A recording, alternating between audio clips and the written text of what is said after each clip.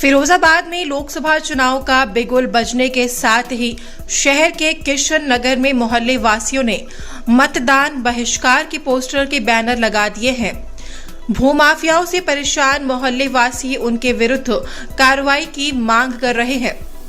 मांग पूरी ना होने पर मतदान बहिष्कार की घोषणा कर दी और वो धरना दे रहे हैं। बता दें कि थाना रामगढ़ क्षेत्र में किशन नगर पीताम्बरा गैस वाली गली के लोगों ने भूमाफियाओं से परेशान होकर मतदान बहिष्कार के पोस्टर बैनर मोहल्ले में लगा दिए हैं।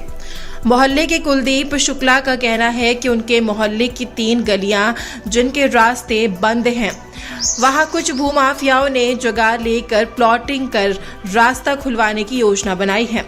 रात के समय में दबंगों ने बंद रास्ते को तोड़ दिया है। देखिए, हमारी मांग बहुत छोटी है प्रशासन से और शासन से। मात्र इतना सा कहना है कि हमारी जो गली है वो अगर सन 1972 से बंद है तो उसे यथास्थिति में रखते हुए बंद रखा जाए और हमें जिस तरह से हम रह रहे हैं, हमारी 3 गलियों को जिस रूप में, तीनों गलियां बंद हैं और तीनों गलियां बंद ही रहें।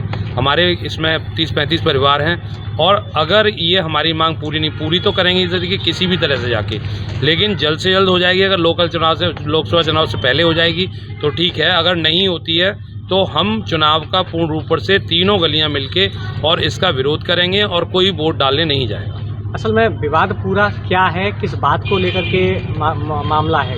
ये विवाद है, यहाँ पे एक पीछे मलखान सिंह चौहान हैं वो और उनके लड़के, इन्होंने ये अन्य लोगों ने यहाँ पे जगह ली है जिसकी गलियाँ पीछे से 3-4 रास्ते हैं, वो उन रास्तों पे न जाके, क्योंकि ये NH2 से डायरेक्ट लगता है, हमारा छोटा सा मोहल्ला है ये, और उन रास्तों पे न जाके ये इससे डायरेक्ट कनेक्टिविटी बना के और इसे प्लॉटिंग करना चाहते हैं और इसका उल्टा सीधा मूल्य लेके जो व्यक्ति, हमने तो यहाँ तक सुना है कि जो व्यक्ति 10-15 साल पहले दूध डालता था, अब वो व्यक्ति इतना बड़ा भूमाफिया हो चुका है कि उसकी हर जगह, जहाँ आप इस मोहल्ले से लेके जहाँ पे भी जाएंगे उसके प्लॉट मिलेंगे। कहाँ मिलेंगे? हम तो ये कहते हैं कि सरकार इतनी इन पे सब पे रेट डलवा रहे हैं नेता लोगों से, कभी ऐसे लोगों की रेट डलवाएं, इनकी भी जानकारी करें कि इन्होंने पिछले विगत 6-7 वर्षों में इतना बड़ा धन अर्जन कहाँ से कर लिया। जो एक व्यक्ति दूध डालता था उस पर ऐसा कहाँ से आया पैसा कि वो इतना बड़ा धनार्जन करके एक करेक्टिव भूमाफिया बन गया है। हर जगह अपनी ताकत दिखाता है, अपने पैसे का जोर दिखाता है और वो पूरी तरह से हम लोगों को दबाने का, मेरे को तो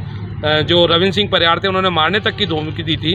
वहीं मोहल्ले के ही राजपालिया का कहना है कि भूमाफियाओं के खिलाफ उनका अनिश्चितकालीन धरना चल रहा है। दबंगों ने दीवार तोड़कर रास्ता बना लिया है। उनकी मांग पूरी न होने पर वो आगामी लोकसभा चुनाव का पूर्ण तरीके से बहिष्कार करेंगे। उनका कहना है कि भाजपा नेताओं के अलावा प्रशासनिक अधिकारियों के भी चक्कर लगा चुके हैं, लेकिन अभी तक उनकी मांग पर विचार नहीं किया गया है।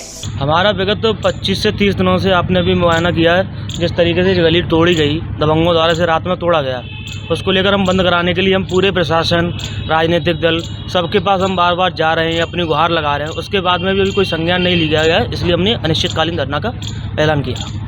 किस चीज़ का बहिष्कार कर रहे हैं? हम लोकसभा चुनाव का बहिष्कार कर रहे हैं, क्योंकि आने वाले समय में लोकसभा चुनाव है और इसको मद्देनजर रखते हुए हमने लोकसभा चुनाव का बहिष्कार किया है। इसके लिए क्या है, क्योंकि लगातार ही हम सभी नेताओं के पास, जैसे मान लीजिए भाजपा सरकार है तो भाजपा के जिला अध्यक्ष से लेकर के महानगर अध्यक्ष और विधायक सभी के पास हम लगातार जा रहे हैं, अपनी गुहार लगा रहे हैं कि हमारी गली बंद करा दीजिए, जो कि 72 साल से, सन 72 से बंद है, पुख्ता बाउंड्री है चारों लंग से, उसको ना खोला जाए।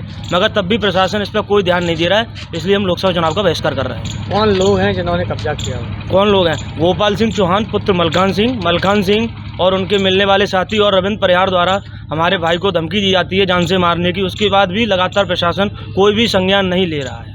अगर आपकी मांगें पूरी नहीं होती हैं तो आगे क्या रणनीति है? हमारी मांगें अगर पूरी नहीं होती है तो हम पूर्णतः लोकसभा चुनाव का बहिष्कार करेंगे और साथ ही साथ अनिश्चितकालीन धरने पर बैठे रहेंगे। आपने न्याय के लिए किन लोगों से मांग की और क्या आश्वासन दिया? न्याय के लिए मांग हम लगातार ही सभी राजनेता, SDM, प्रशासनिक, शासनिक अधिकारियों से लगातार ही गुहार कर रहे हैं। आज भी जयवीर सिंह मंत्री जी का गोपाल आश्रम में कार्यक्रम था, वहाँ पर भी हमने उनसे कहा कि भाई साहब हमारा ये मामला है, उन्हें संज्ञान में दिया, सभी लोगों को संज्ञान में दे चुके हैं। आज SDM को भी मिले, 2 दिन पहले भी SDM जी से मिले, उन्होंने लगातार ही मामले की जांच के आदेश दे रहे हैं, मगर कभी तक कोई अधिकारी जांच करने नहीं आता है, आता भी है तो दूसरी पक्ष के पास जाता है वो।